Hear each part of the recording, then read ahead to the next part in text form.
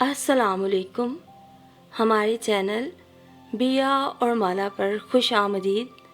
अगर आप हमारे इस चैनल पर पहली दफ़ा आए हैं या आपने अभी तक सब्सक्राइब नहीं किया तो बिया और माला को सब्सक्राइब करना ना भूलिए।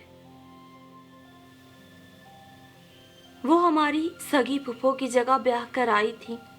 शुरू में तो उन पर कहर भरी निगाहें पड़ी कि कोई दूसरा होता तो जी मार के रह जाता, मगर जैसे जैसे दिन गुजरते गए कई कहर आलूद निगाहें खुद ब खुद ही शर्मसार होती गईं। फिर उन्हीं में कुछ मेहर आनी शुरू हो गई और ज़्यादा अरसा ना गुजरा था कि वो मेहरबान से इंतहाई मेहरबान हो गई। वो दिन भी मोहल्ले में क़यामत का दिन था जब मेरी फूफी जान दुनिया से रुखसत हुई थी। 5 छोटे छोटे बच्चे छोड़कर सिर्फ 31 साल की उम्र में वो वफात पा गई। कुंबा कबीला तो खैर मोहल्लेदार तक धाड़े मार मार के रोते थे और फुफ्फा बा की हालत तो देखी नहीं जाती थी। इतने रोबो दाब वाले बावकार शख्स बच्चों की तरह बिलक बिलक के रोते और दीवारों से सर फोड़ते। देखने वाले कहते थे कि जाहिद अली अब जिंदा नहीं रहेंगे, मगर फुफ्फी जान को वफात पाए बमुश्किल 2 महीने हुए होंगे कि फूफा अब्बा ने दूसरी शादी कर ली। उस पर मजीद ये कि दूसरी बीवी को लाकर उसी घर में रखा जो फूफी अम्मा को अपने वालिदैन से जहेज में मिला था। जिस दिन आमना आपा आई सब रिश्तेदारों के घरों में फूफी जान का गम ताज़ा हो गया। फूफा अब्बा ने दावत वलीमा पे सबको बुला रखा था, मगर चंद एक के सिवा कोई ना गया। दादी जान तो दिन भर गशी के दौरे खाकर बेहोश हो जाती। उनकी जवान बेटी को दुनिया से गए अभी 2 माह ही हुए थे और जो मकान उन्होंने बड़े चाव से अपनी बेटी को रहने के लिए दिया था अब उसमें उसकी सोच आ गई थी। वो बार बार रोती और कहती, जाहिद अली मुझे तुमसे ये तवक्को ना थी, अभी तो मेरी बच्ची का कफन भी मैला ना हुआ था। अगर तुमने शादी करना ही थी तो इसी मोहल्ले और इसी मकान में उसे लाने की क्या ज़रूरत थी? हमारे जख्मों पे नमक छिड़कने की क्या ज़रूरत थी? दादी जान अपने गांव में चूर शिकायतें करती चली जा रही थी। हालांकि जो मकान विरसे में फूफी जान के बच्चों और खावंद को मिल चुका था, आने वाली ने भी उसी में आके रहना था। अगर मियाँ बच्चों को लेकर वहीं रह रहे थे तो बीवी आखिर कहाँ जाती? हमारे खानदान में इस बात का रिवाज था कि नई दुल्हनों की दावतें की जाती, मगर आमना आपा को बुलाने का सवाल ही पैदा नहीं होता था। फिर जब शादी को 1 हफ्ता गुजर गया तो उन्होंने खुद ही रिश्तेदारों के घर आना जाना शुरू कर दिया। शुरू में हर एक ने उनके आने पर नाक भूं चढ़ाई और छोटी फूफी ने तो उनके आने पर ऐसी सर्द मोहरी का सलूक किया, अगर कोई और होता तो फिर कभी उनके यहाँ कदम ना रखता। मगर आमना आपा इस सारे रूखेपन के बावजूद सब घरों में आती जाती रही और वक्तन फवक्तन उन्हें भी अपने यहाँ आने की दावत देती रही। उसी महीने में दादी माँ सख्त बीमार हो गई। महीना भर तक पलंग से नीचे ना उतर सकी। इस बीमारी के दौरान में आमना आपा ने दादी जान की जो खिदमत की वो ऐसी ना थी कि उसके बाद भी दादी जान अपनी नफरत कायम रख सकें। दिन में वो 2-3 दफ़ा दादी जान की खबर पूछने आती।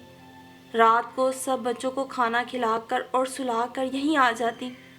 रात भर दादी माँ के सरहाने बैठी जागती रहती, उनकी टांगें दबाती, सर दबाती। उनकी इस बेलौस खिदमत ने ना सिर्फ दादी जान का दिल बदल दिया, बल्कि सब रिश्तेदार उन्हें कदर की निगाह से देखने लगे। और फिर उनकी जिस बात ने सब रिश्तेदारों को बहुत ज़्यादा मुतासिर किया वो था उनका हुस्न सलूक, जिसके साथ वो सुतेले बच्चों से पेश आती थी। जो बच्चा फूफी जान सिर्फ 10 दिन का छोड़कर इस दुनिया से रुखसत हो गई थी, वो माँ का दूध ना मिलने के बायस सूख कर कांटा हो गया।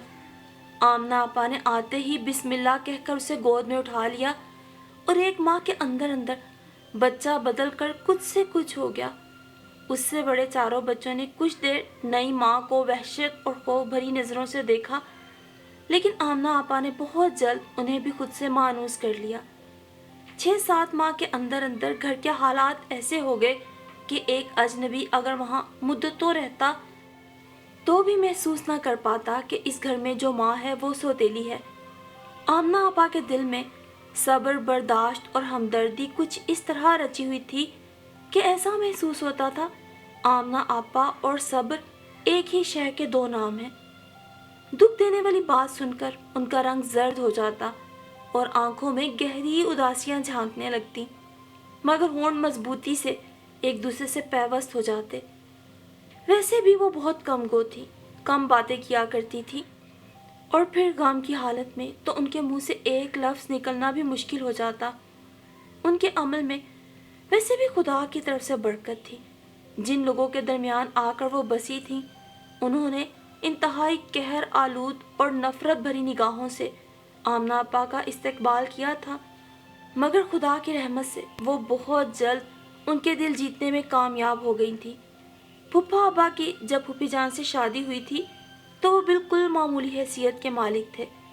دادا جان نے ہی ان کے کاروبار کا بندوبست کیا اور خود ہی اپنی جائیداد میں سے انہیں رہنے کے لیے ایک گھر دے دیا۔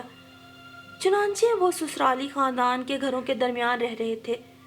پھوپھی جان کی زندگی میں تو یہ بات سب کو بہت پسند تھی، مگر جب وہ اللہ کو پیاری ہو گئی اور ان کی جگہ ایک غیر عورت جو ان کی سوتن کہلائی آ کر اس گھر میں آباد ہو گئی جو پھوپھی جان کی اولاد کے لیے وقف کیا گیا تھا، تو والدین اور بہن بھائی سب کے دل رنج و غم سے چیخ اٹھے۔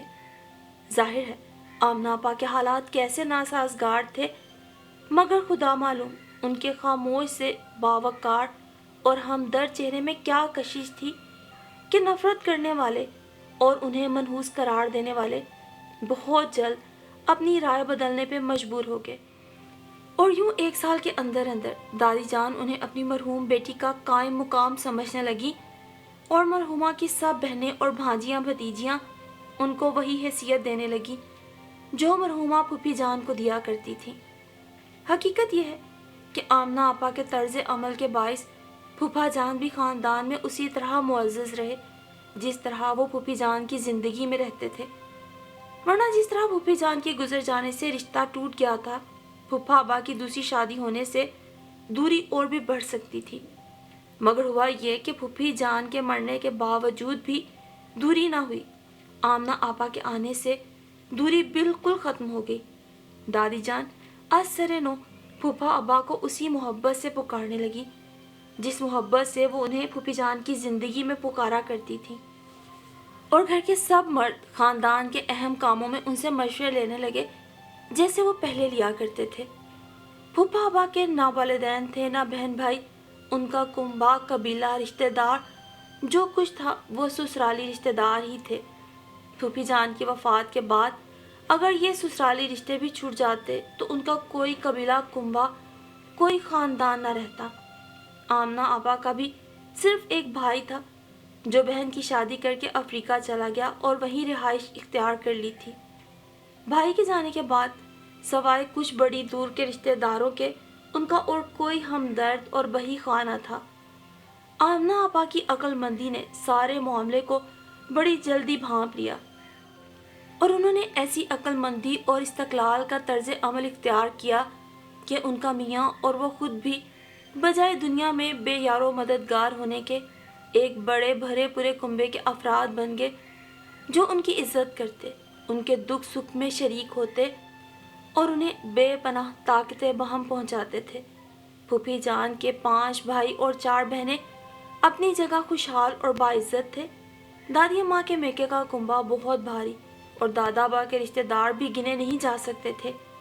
ان سب لوگوں میں باہمی میل ملاقات اور تعلقات قائم ہونے کے باعث یہ خاندان بہت لمبا چوڑا اور آدھے شہر میں پھیلا ہوا تھا۔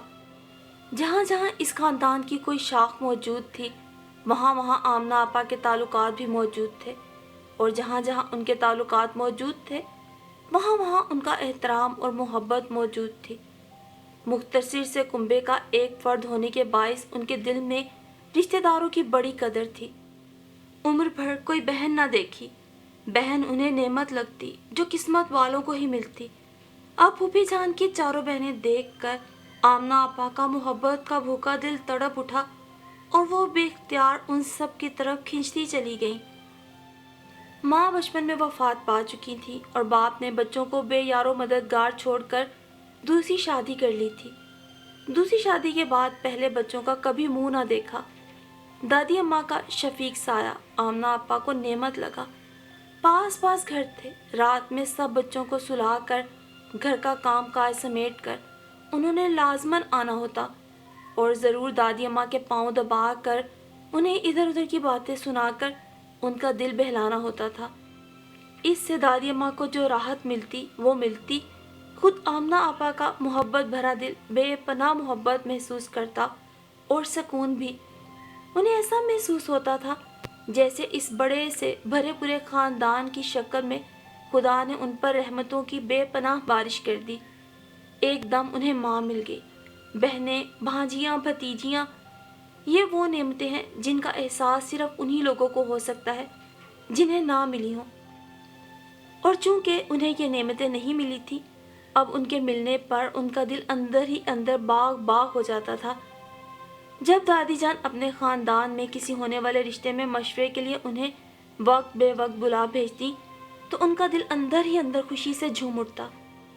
اگرچہ گھر بالکل پاس تھے، پھر بھی جب کبھی دادی اماں کے ہاں کوئی خاص تقریب ہوتی تو وہ چاؤ سے کئی کئی دن ان کے ہاں جا کے رکتی، جیسے بیٹیاں میکے میں جا کے رہتی ہیں۔ اور جتنے دن بھی وہ دادی اماں کے ہاں رہتی، باورچی خانے کا سارا بندوبست اور گھر کا سارا انتظام آمنہ آپا کے ہاتھ میں ہوتا۔ دادی اماں کمال بے فکری سے بستر پہ لیٹی رہتی۔ پھپھا ابا صدا سے مزاج کے تیز چلے آ رہے تھے۔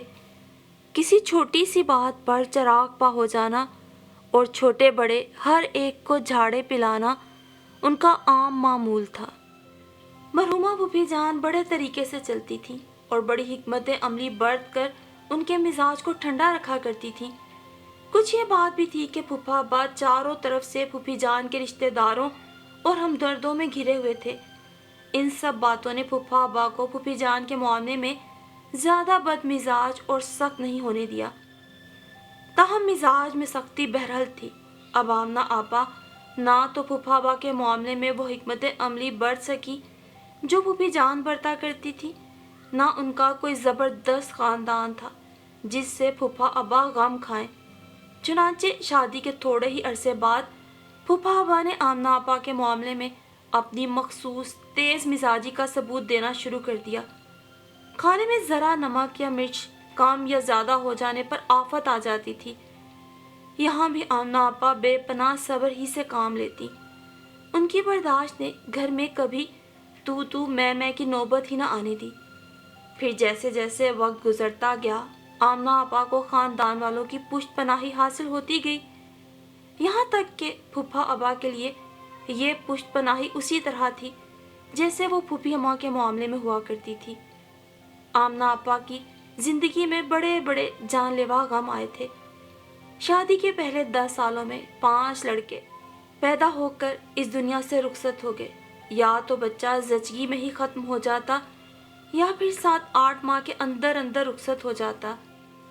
ایک بچہ جو 1.5 برس کا ہو کے گزرا، اس صدمے نے تو ان کے دل پہ بڑا ہی گہرا زخم لگایا۔ بچہ غیر معمولی طور پہ خوبصورت اور ذہین تھا۔ بڑے بہن بھائی اسے دیکھ دیکھ کے جیتے تھے۔ انہی دنوں پھوپھی اماں کی سب سے بڑی بیٹی نائمہ کی شادی ہوئی۔ آمنہ آپا کو اس بیٹی کی جدائی نے بڑا دکھ پہنچایا۔ ان کے دکھ سکھ کی رازدار اور گھر بھر کے کاموں میں ان کی مددگار یہی بیٹی تھی۔ بچہ بھی بہن سے اتنا مانوس تھا کہ ایک پل بھی اس کے بغیر نہ رہتا۔ نائمہ بیاہ کر اتنی دور چلی گئی کہ ہفتہ بھر تک واپس نہ آ سکی۔ اسی دوران بچے کو بخار آ گیا۔ سب نے سمجھا اداسی کے سبب بیمار ہو گیا ہے، اور پھر بیماری بے ہوشی میں بدلی۔ سب کے ہاتھ پاؤں پھول گئے۔ کئی ڈاکٹر بلائے گئے مگر کسی کے علاج سے افاقہ نہ ہوا۔ آمنہ آپا نے نائمہ کو تار دلوایا کیونکہ انہیں پکا یقین تھا اسے دیکھتے ہی بچہ سنبھل جائے گا۔ نائمہ روتی پیٹتی پہنچی مگر اس کے آنے تک بچے کے حواس بالکل ختم ہو گئے اور شام تک وہ بلکتا ہوا سب کو چھوڑ کر اللہ کو پیارا ہو گیا۔ اس بچے کے صدمے نے کچھ عرصے کے لیے آمنہ آپا کی صحت بالکل خراب کر دی۔ ان کی اس خرابی صحت کے دوران میں خاندان والوں نے بھی اپنی ہمدردی کا حق ادا کیا चारों बहनों में से कोई ना कोई अपना घर छोड़ के उनके पास आ रहती। उनके बच्चों से तो सबको कुदरती मोहब्बत थी, क्योंकि वो उन्हें मरहुमा बहन की निशानियां लगते, मगर खुद आमना आपा की खिदमत करने में भी उन्होंने कोई कसर न उठा रखी। इन हमदर्दियों और मोहब्बत ने आमना आपा के जख्म खुर्दा दिल को बड़ी तकवीत दी। दादी अम्मा अब बहुत कमज़ोर हो चुकी थी, और फिर आमना आपा के सदमात ने उन्हें भी बहुत दुखी कर दिया। वो अब ज़्यादा चल फिर भी नहीं सकती थी, फिर भी दूसरे तीसरे दिन आमना आपा के यहाँ आ जाती, तसल्ली और दिलासे देती रहती। कई कई हफ्ते उन्हें और फूफा अब्बा और सब बच्चों को अपने घर ले जाती और अपने पास रखती। जख्म कितना ही बड़ा क्यों ना हो, आखिर मुंदमिल हो जाता है। आमना आपा के दिल को भी करार आ गया और उन्होंने अपने घर और बच्चों को संभाल लिया, मगर इसके बाद वो बच्चे से हमेशा महरूम रही। ताहम इस हादसे ने उनकी ज़िंदगी में कोई नुमाया नज़र आने वाला फ़र्क न डाला कि अब वो ज़िंदगी भर माँ नहीं बन सकती। अब भी उनके 2 लड़के और 3 लड़कियां थीं। नईमा का बच्चा आमना आपा की आरज़ुओं और तमन्नाओं का मरकज़ बन गया, और दूसरी दोनों बेटियों के जहेज़ तैयार करने और दोनों लड़कों को आला से आला तालीम दिलाने की फ़िक्र में जैसे वो सब कुछ भूल गई। उनकी भरी पूरी ज़िंदगी को देखकर यह अंदाज़ा लगाना बहुत मुश्किल था कि वो एक ऐसी खातून है जिन्हें ना माँ बाप की शफ़क़त मुयस्सर आई, ना बहन भाइयों की रफ़ाकत, ना खाला की मोहब्बत, ना चचा मामू की उल्फत, और तो और औलाद की नेमत से भी महरूम रही। उन्हें कुछ ना होते हुए भी खुदा ने कैसे सब कुछ दे रखा था। बेशक वो जिसको चाहे दे और जिस तरह चाहे दे। उनकी ज़िंदगी में अब उनकी खसूसी अच्छाइयाँ और भी उभर आई थीं। किसी घर में कोई खुशी का मौका हो या गम का, सबसे पहला हिस्सा डालने वाली आमना आपा ही होती थी। रमज़ान का सारा महीना वो आधी रात तक मशीन रखे सिलाई करती रहती।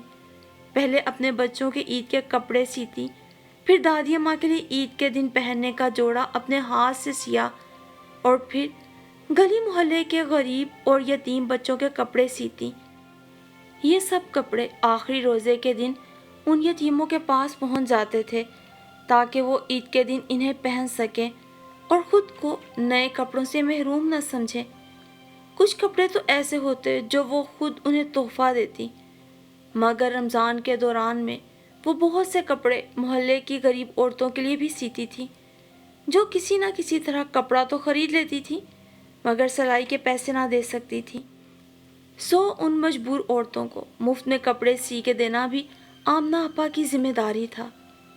जब उनका पहला बच्चा इस दुनिया से गया तो वो हर महीने खर्च में से पहले 10 रुपये निकाल के अलहदा रख लिया करती, और वो 10 रुपये किसी बेकस बच्चे पे खर्च होते थे।